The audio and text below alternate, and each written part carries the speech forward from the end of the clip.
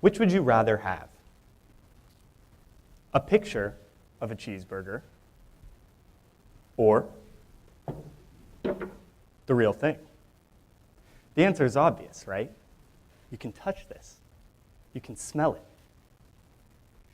You can even taste it. It's delicious. Let's try another one. Which would you rather have?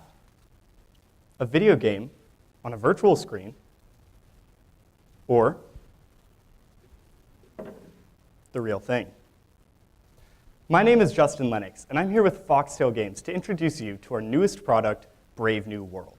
It's going to revolutionize the way we look at both toys and video games. But first, let's talk about video games for a second. Video games have been around since the 1950s, and while they definitely look better now, the basic format is still the same. You, the gamer, exist only in the physical world, and the video game exists only on a screen in the virtual world. We want to break that barrier and bring video games into the real world with you. That's where Brave New World comes in. We've created custom toy game pieces that allow you to build your very own video game level with your own two hands. Then, open up the Brave New World mobile app on your phone, and we bring the level to life using augmented reality. We've even designed Brave New World so that once you're finished building your level, you can save it for later, or send it to your friends for them to try and beat. We're creating an experience that lives in the same place you do. It exists in your world, so you can build it around your environment, even using the objects around your house. Now, keep in mind, everything you've seen in this video is a work in progress, and our designers are working hard to improve all of those designs you've just seen. But even if you don't like our designs, you can customize the blocks with whatever's around your house, yourself or your pets. So this is a cool piece of technology, right? But it has to also solve a problem. So what's our problem? Virtual video games have no physical interaction right now. There's nothing to touch and play with. And on the flip side, physical toys have no virtual interaction. They're being left behind for newer, flashier mobile apps. So what's the solution? It's to take the best of both.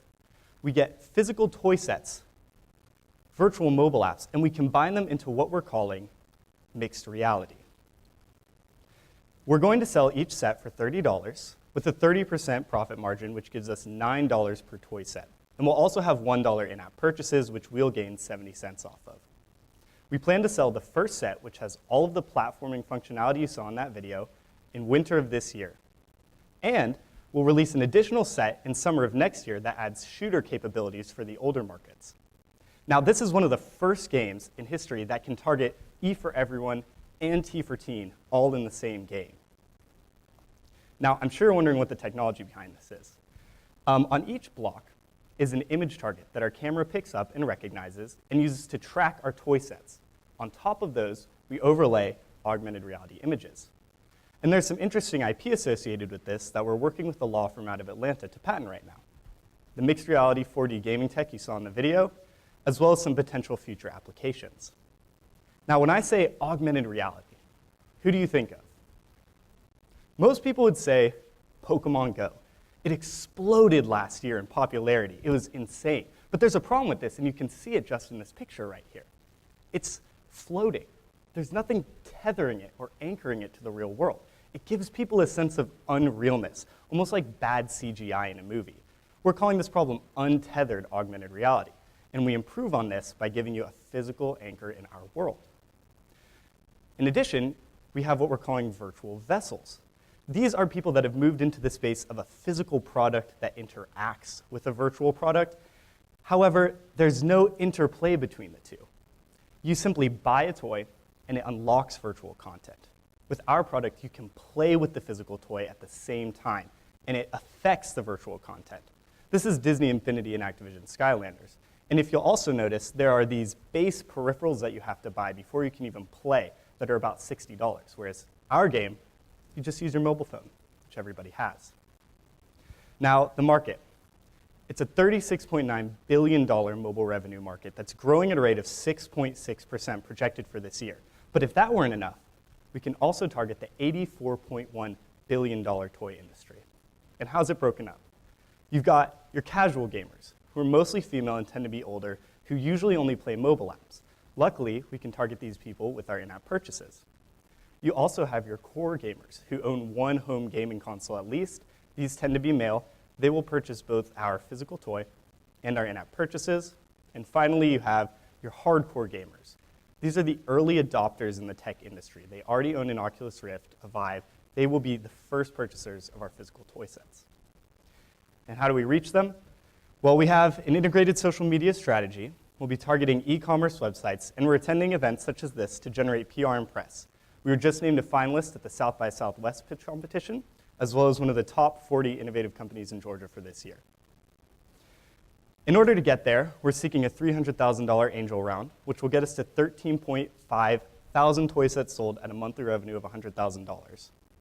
This is broken down, the $300,000, into a $60,000 initial tooling outset in order to get the toy set production up and running. And it'll also cost us $40,000 per manufacturing run for a total of $80,000 of the initial 2 manufacturing runs that we're going to target. We also have office and rent, salaries, legal for patent and associated costs. And finally, I'd like to introduce you to the team that's building this. Myself, Justin Lennox, I've worked as a developer at Apple and at a local Atlanta startup named Blovit. I've launched a variety of mobile applications independently that have reached the top paid charts. We also have Hejun Park, founder of Kim Park's Lab, working on modeling and design. Logan Yonke, a former tech consultant and founder of Surrogate Systems. And finally, Tyler Pazuski, who's going to join me up on stage to help answer any financial questions you might have. Thank you for your time.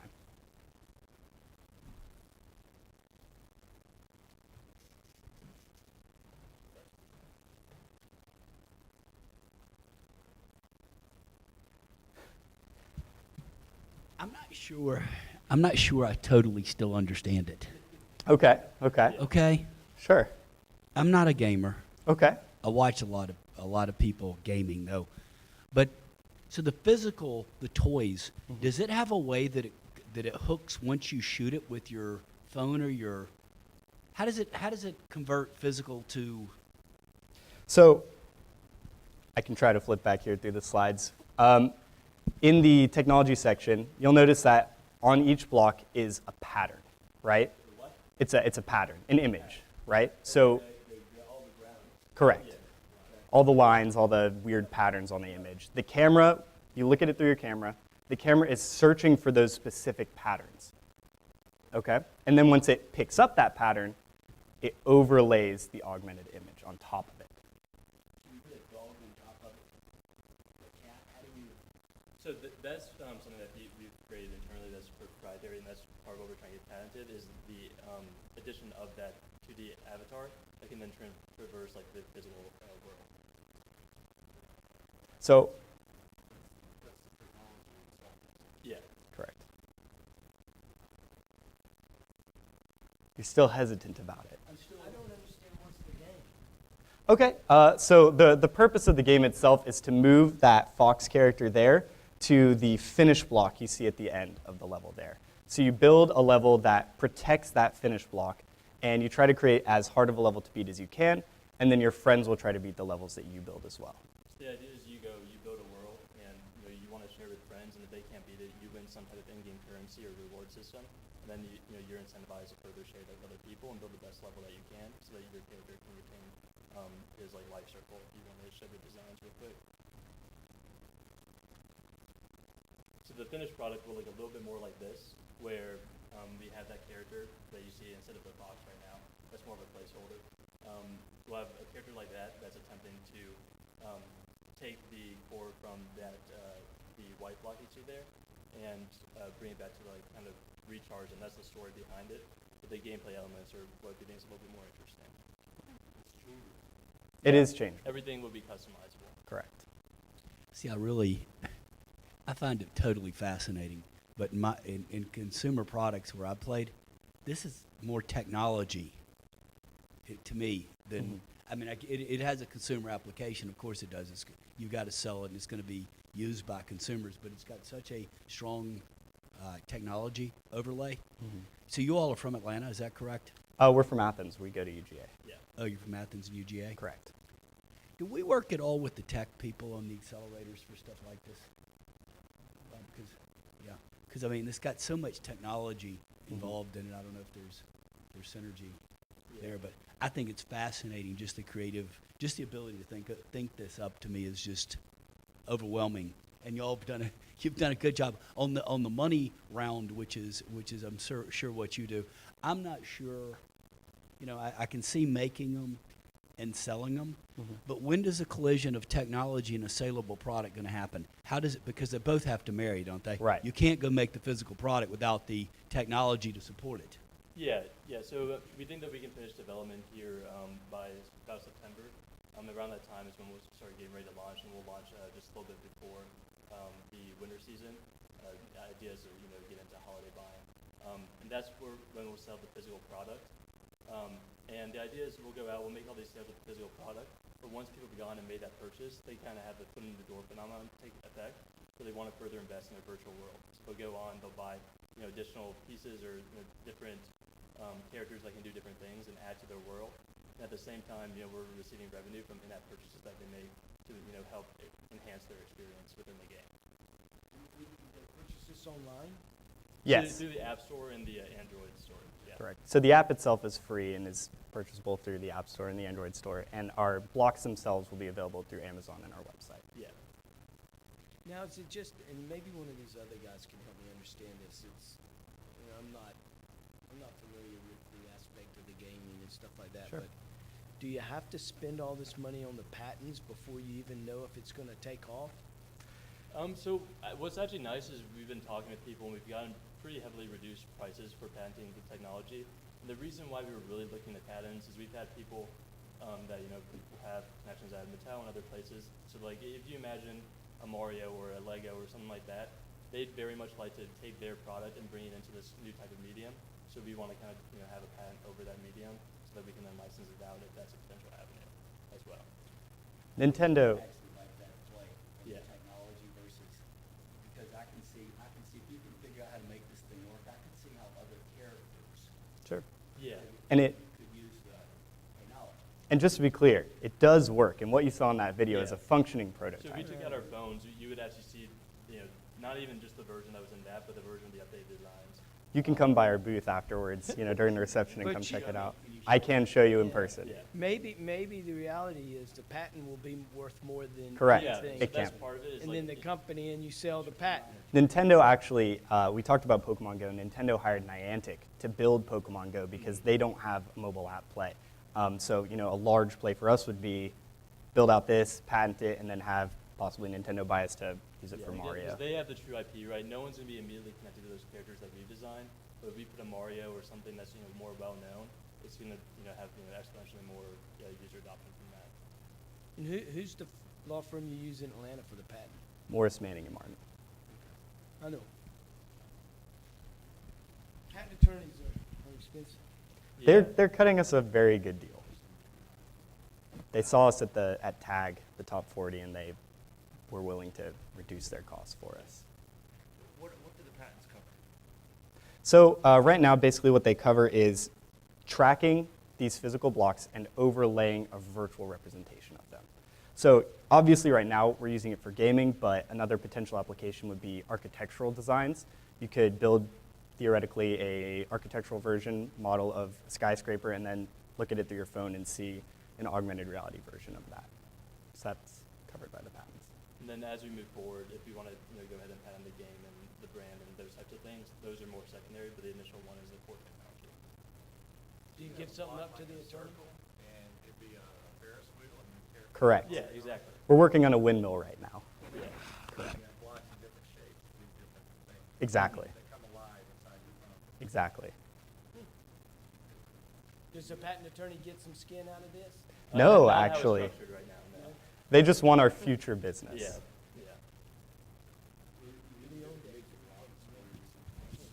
So, the current model that we're looking there is going through a broker in Hong Kong that would connect us with someone in China and manufacturing them in China.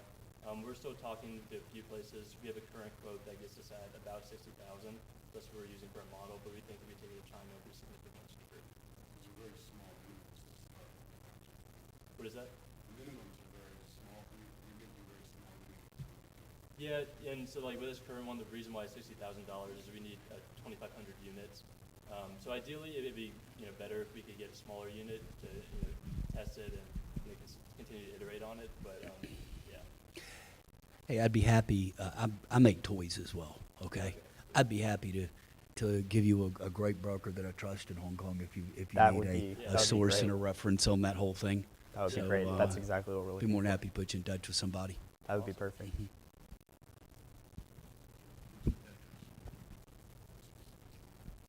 What's the demographic for the gamer? I mean, it's It tends Pretty to broad. be 18 to 35-year-old males. And that's your, like I said, core gamer, hardcore gamer. But luckily, we have pretty much a very, very broad audience that plays all mobile apps, casual gamers, but specifically targeting 18 to 35. And that might change. Right now we're purely in prototype phase. We're going to take it to Kickstarter, and hopefully we'll get a better idea of our target audience at that Yeah, and point. we think the people that have initially been attracted to like the Minecraft, which has a very similar demographic of that, that's where we drove a lot of our numbers and our model off of. We think those would be some of the first people that take up something like this. This is a very similar sort of conceptual exercise.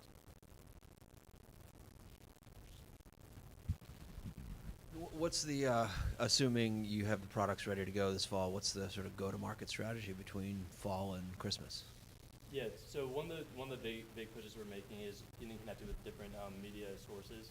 The idea that we'll start with some publicity here in Athens, then moving into Atlanta, and then we have people that would allow us to be connected with writers at TechCrunch and Inc. and those types of places and get that organic marketing going, as well as pairing that with like Facebook paid marketing and other online sources, Instagram, Tumblr, other places that we have like connections and people can get our product in front of more eyes. And luckily, because this is gaming, there's a huge Let's Play market, Twitch streaming market. Gamers love to broadcast the new items in tech Yeah. on YouTube and Twitch, and that blasts to millions of followers. So. Yeah. And we also have background both as gamers, so we kind of look through that. And the retail price of the box and $30 per set. It comes with 15 to 20 blocks per set. It just amazes me how someone can think of this. He's a very talented developer. It just, I guess that's the way you do it. You think of something that no one else can think of. Mhm. Sounds like you got a lot of really good have a ideas. game together. Yeah. Thank you. We appreciate that. Thank you.